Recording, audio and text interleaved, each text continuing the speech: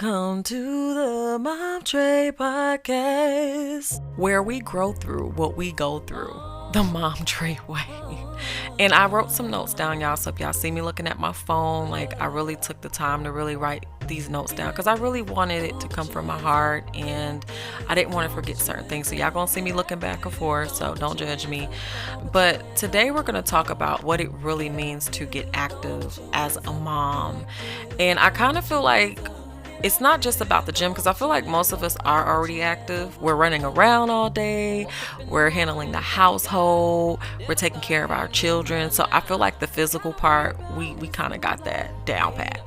But getting active starts deeper within. I feel like it starts mentally and it starts spiritually and emotionally, meaning like, who are you connected to? Are you connected to God, or how are you in the midst of your chaos? And then mentally, like, are you protecting your peace? Are you protecting your thoughts? What are you letting into your mind? You know what I'm saying? Like, what are you letting feed into your mind and sit there? Are you giving yourself grace? Are you giving yourself that moment to just reset and just feel and just heal? And I feel like sometimes as moms, we tend to put our emotions on the back burner. That hurts us sometimes because it doesn't give us a chance to get active. You cannot pour from an empty cup.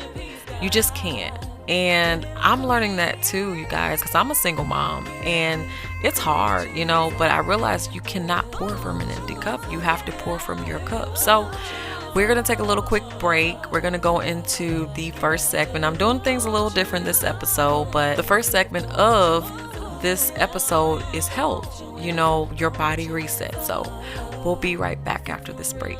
Get active.